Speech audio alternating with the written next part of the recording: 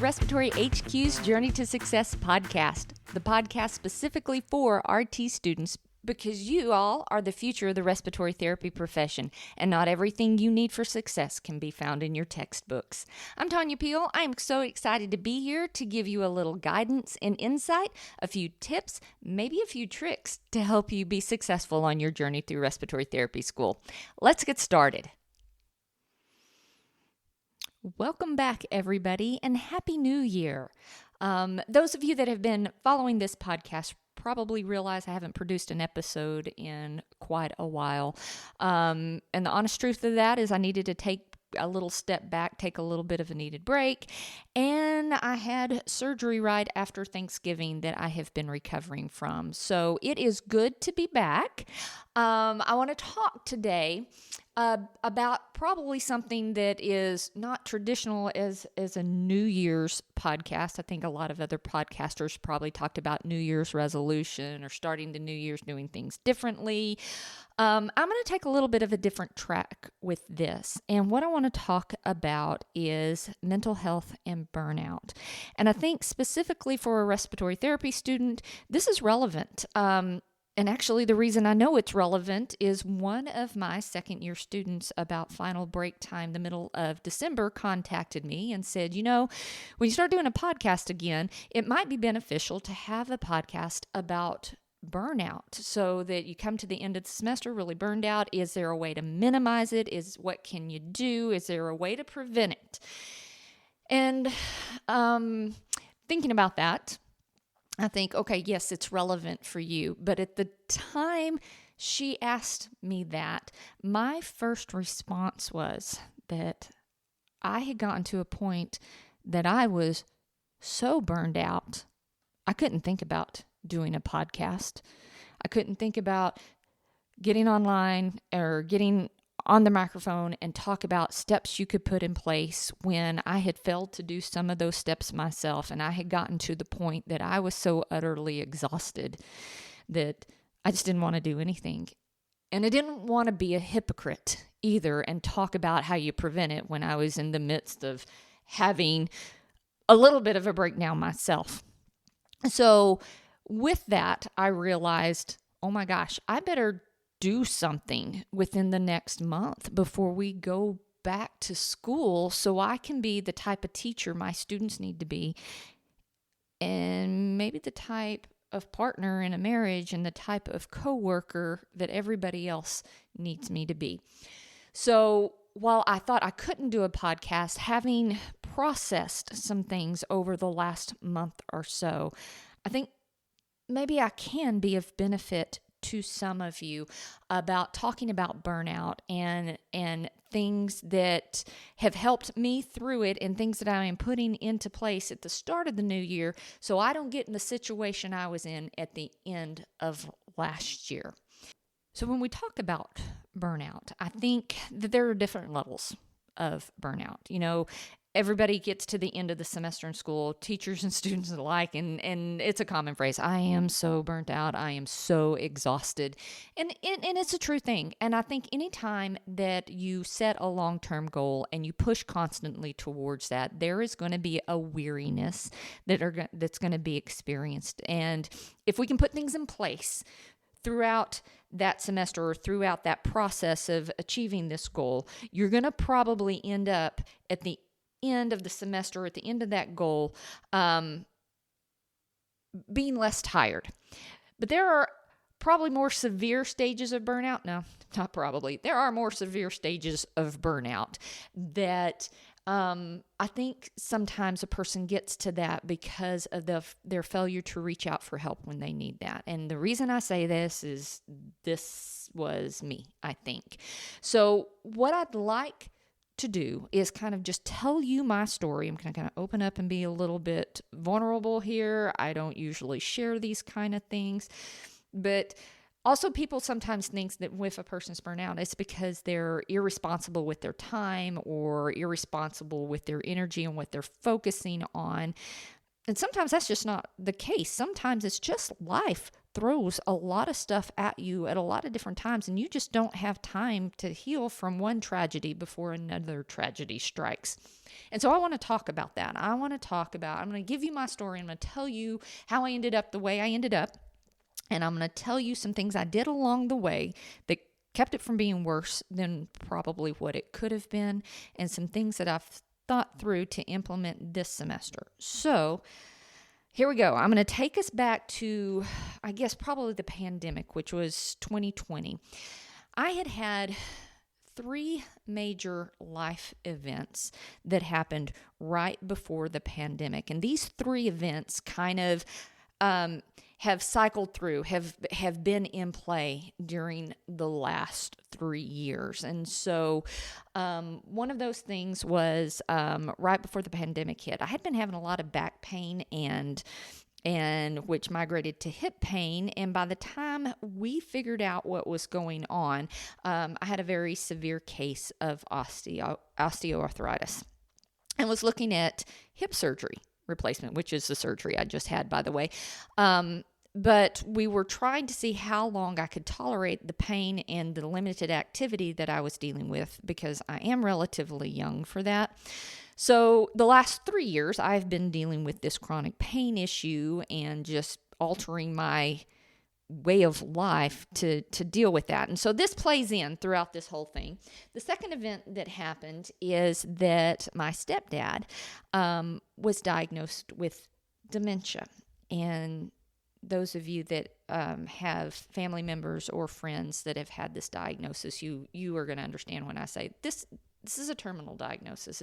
It's a terminal disease process. It's a very, very hard decline in mental state. The brain atrophies, personality changes happen. Just it's very hard on family members to watch this. And so he was diagnosed with this, and we knew what we were looking at. And so over the last 3 years, we've also dealt as a family with this state of decline that's been happening with my stepdad.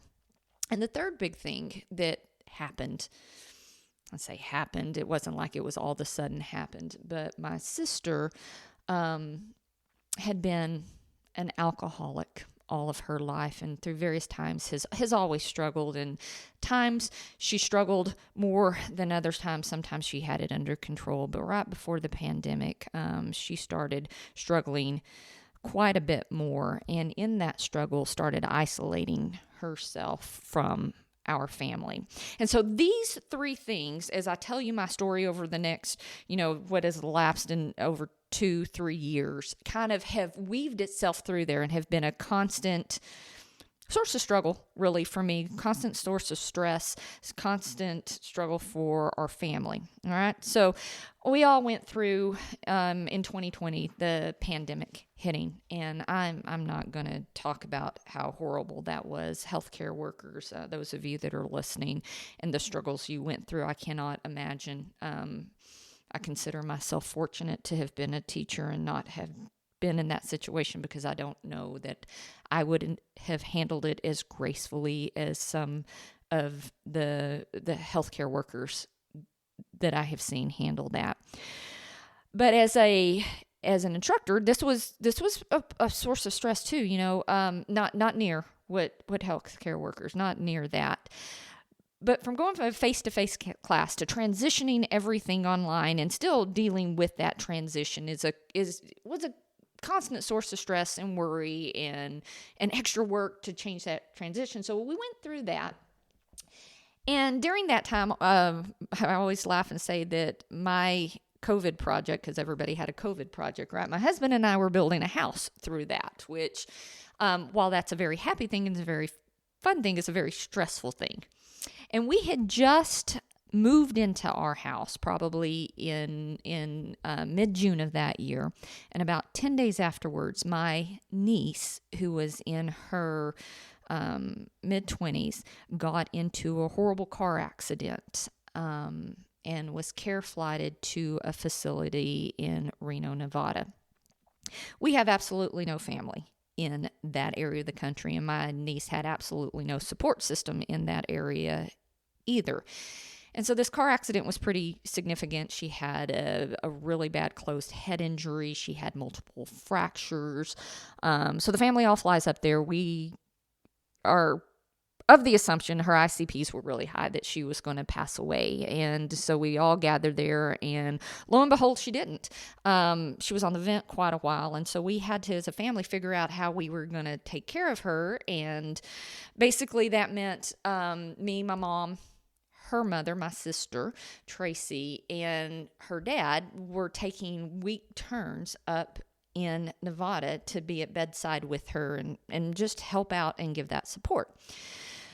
So, okay, that significant event with my sister being an alcoholic, she struggled with being able to help out like she should. And so we were kind of doing a little bit of double duty in some places, my mom especially. But during my week there, helping and dealing with Autumn, and actually was there when she came off the ventilator and everything, my mother started having some cardiac issues, that she was having runs of atrial dysrhythmias that she wouldn't convert out of, and had multiple trips to the emergency room to be cardioverted. And so, I'm just long story short, my niece recovered. Okay.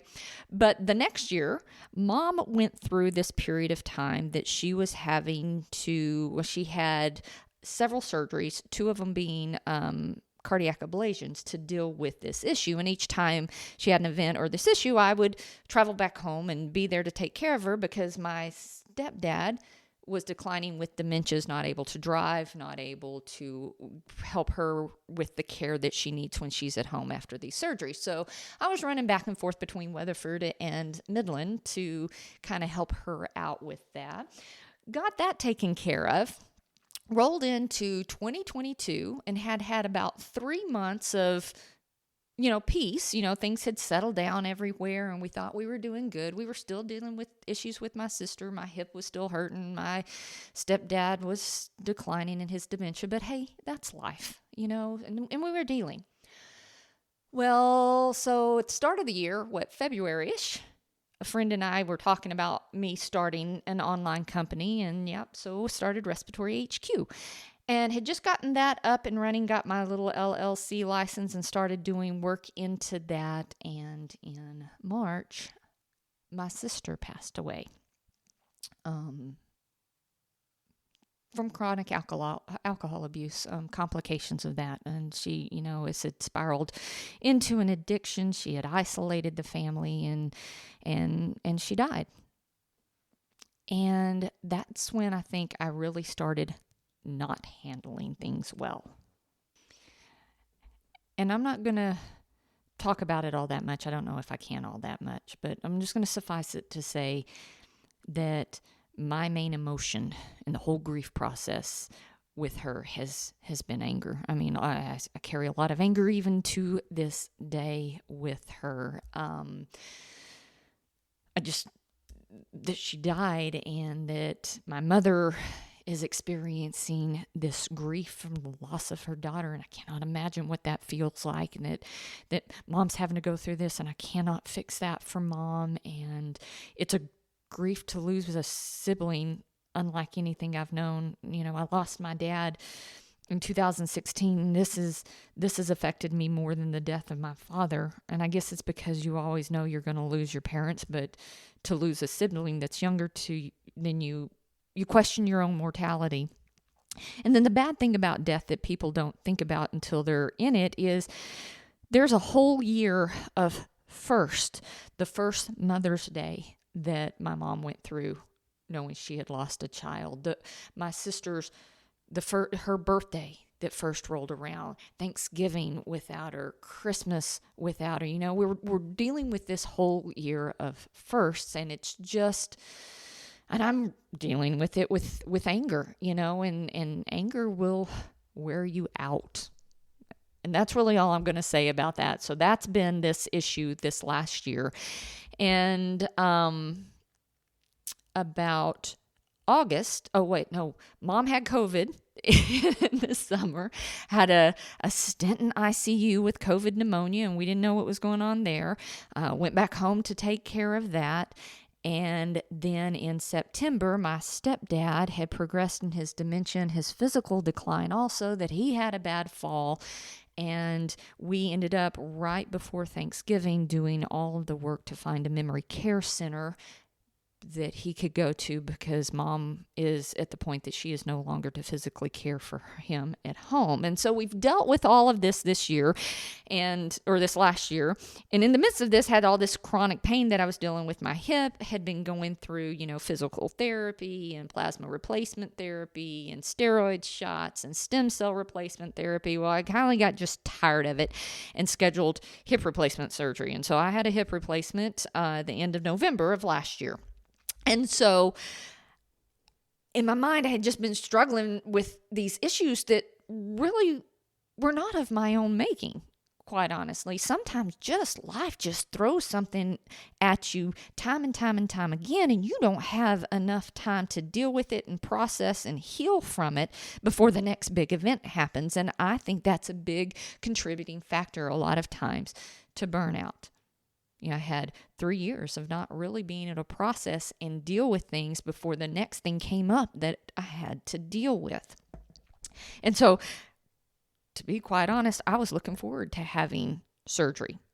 The thought of being able to be put to sleep, wake up, and be on painkillers for 2 weeks and just drift and float and sleep sounded like really what I needed. So when my student says, burnout would be a great topic, I was like, yeah, it would be, because I could have used some things.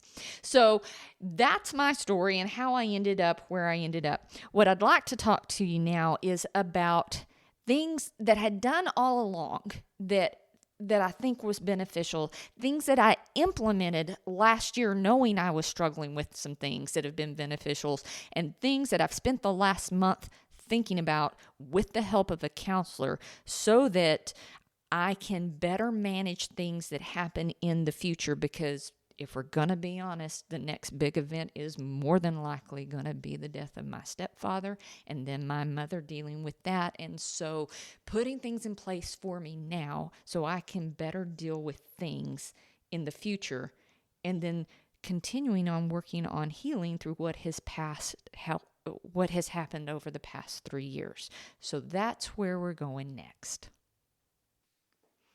So we're going to talk about 6 things. I've done a lot of thinking, and I think these 6 things are really critical to how you manage stress in your life. And I think you can minimize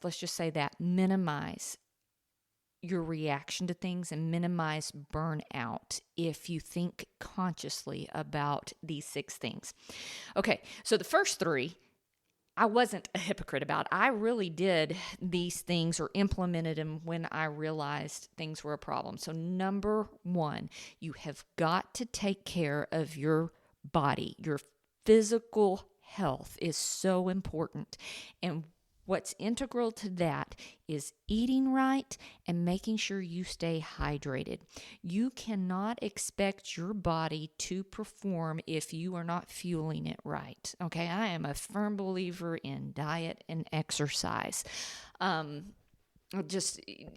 just gives you energy. And so I did that either through the death of my sister, through all of that. I made sure I ate right and I maintained exercising. Even with my hip hurting, I still exercised 4 to 5 days a week. I might have had to modify it. I didn't lift as much weight. I didn't do high impact exercising anymore, but I still did get up almost every single morning and exercise. Let's talk about hydration. Drink plenty of water. I can tell you this, whenever I'm hungry or thirsty, I am gripey. And people around me suffer, and my relationships suffer. And if I would just stop and eat, or eat regularly enough so I don't get hungry, I can prevent that. Same with being thirsty. All right. One other thing I'm going to talk about when I talk about take care of your physical health, I want to talk about alcohol consumption just a little bit. I'm not going to get on a big soapbox about this. I will say I absolutely understand coming home at the end of the day, maybe in the week, whatever, having a glass of wine or whatever to just kind of relax. But I'm going to ask yourself this: if you're turning to alcohol to get rid of anxiety or to just not have to think. If you're coming home and drinking excessively and getting wasted to not have to deal with things, I think you need to do some serious reflection to ask yourself some critical questions. Do you have a problem? Because alcohol is a depressant. And I know I'm really sensitive about this with my sister and all. Every time I take a drink, I worry that is this going to be the drink that turns me into an alcoholic. So I'm very, very, very careful with that. And I think that that's an important part of your physical health, is just monitoring that. So the second thing that I think is really important in times of stress or in time of trauma or in time of big life events is to hold on and continue doing the things that you enjoy, the things that you love, the things that feed you. Okay, the things that nourish your soul. And even if people are telling you don't do that because it takes too much energy, don't listen. If it makes you feel better, do it. Now, I'm going to give you an example. I did this when my dad died. I did this when my sister died. I did this through my mom's surgeries and taking care of her. I'd still taught my classes. When my sister passed away, I Zoomed my classes. I didn't teach my lab. Somebody had to cover that for me. When my dad died, I taught I came back home to teach classes. When mom was in surgery, I took my whiteboard to my mom's house and I lectured and Zoomed. Did I have to do it? No, but I needed to. I needed my students. Because the teaching, the being in the environment with the students, the teaching them, learning, that interaction, it makes me feel like I contribute. It makes me happy. It fills me with joy. And when you're going through stress and trauma and your life just sucks, you have to find the things that are joyful and continue to do them. Don't give them up and don't let people take that away from you. Okay? Another thing kind of along the same lines with this is, continue to do the things you enjoy, but look for the things that are good. And I could have been better about this, to be honest. I look back now and think, okay, through this 3-year times, there were a lot of joyful events. I've painted the picture like it's just been miserable and it hasn't been fun, but there have been pockets of really fun time. My husband and I haven't been married long. We're still married long. We're still newlyweds. We built a house and that was exciting. We are both at a place in our life that we are very comfortable with our lifestyle. God has richly blessed us.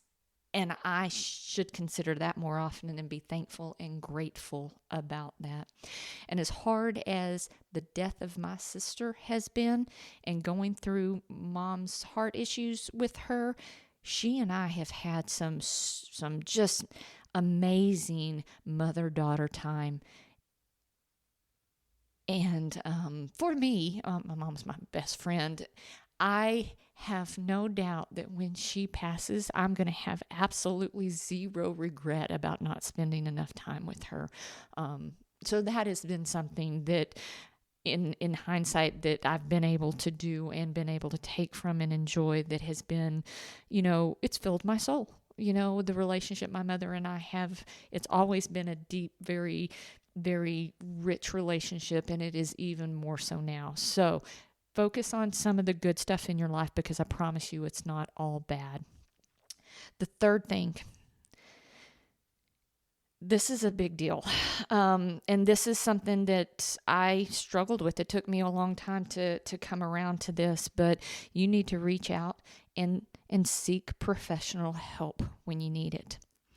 I am one of those type of people, and I've said this often in my life, stuff happens and I just need to toughen up.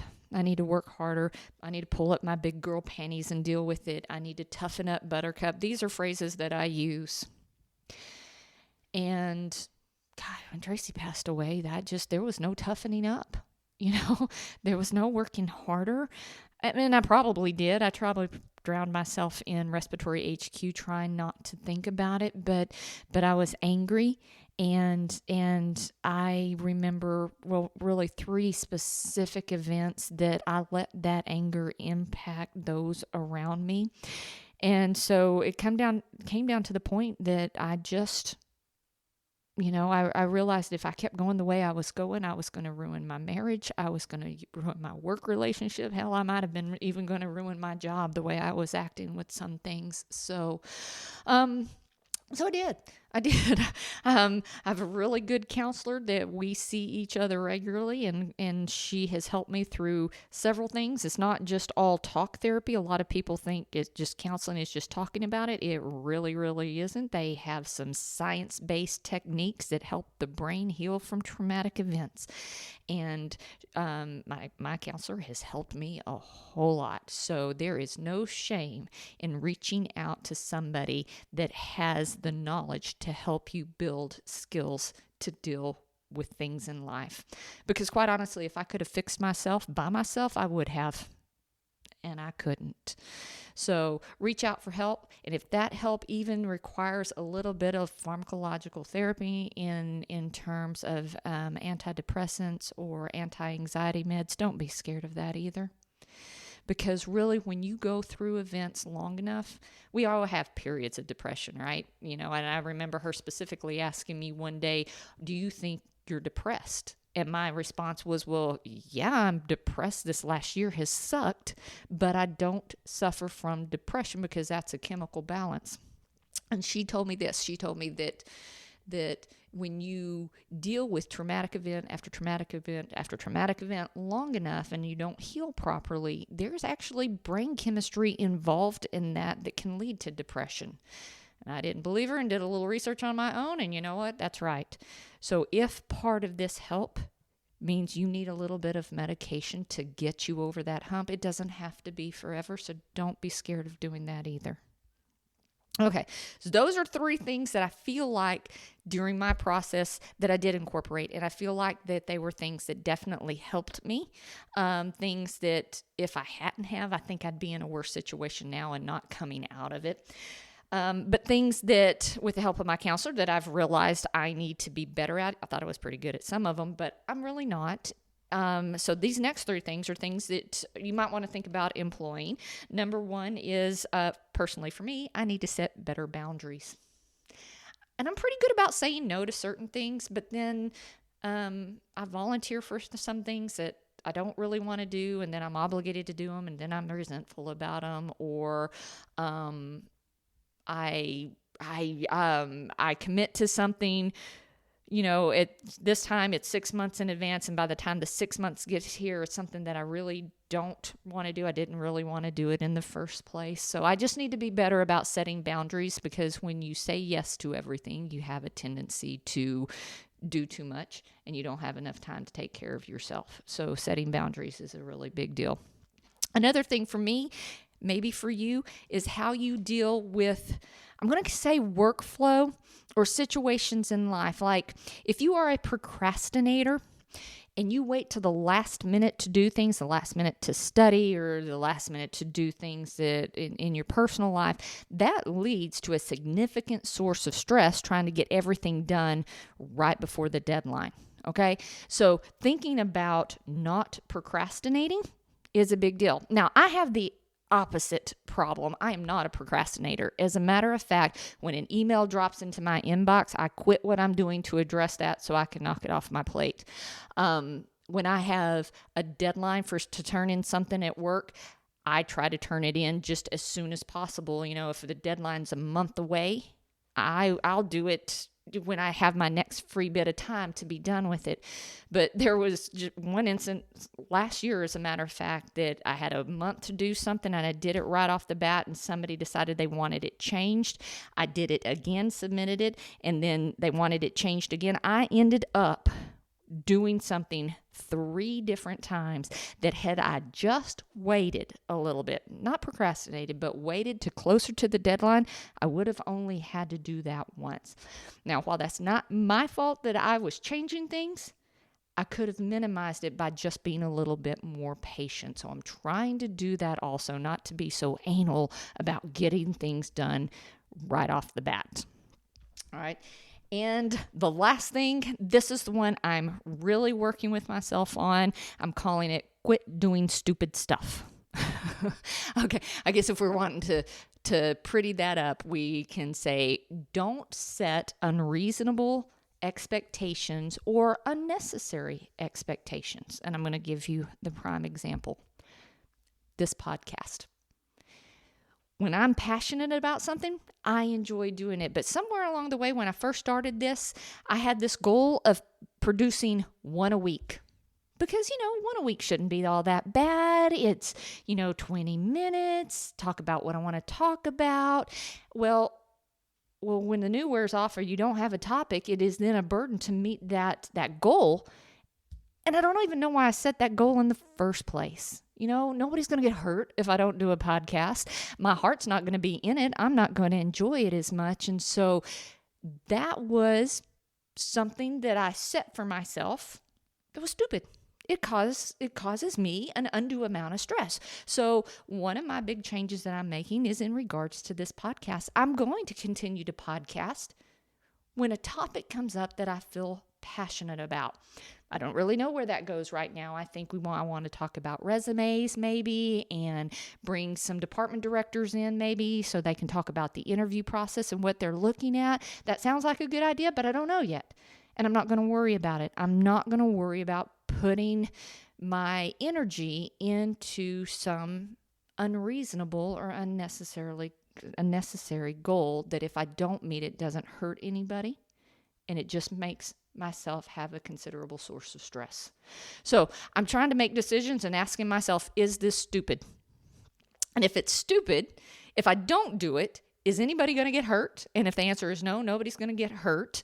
Is anybody going to go without? And if the answer is no, nobody's going to go without, then I'm probably going to think twice about doing things so I don't just have to have unnecessary stress. So that's mine. If you do those kind of things to yourself, maybe think about those things. If you don't have to put stress upon yourself, don't do it because it's just stupid.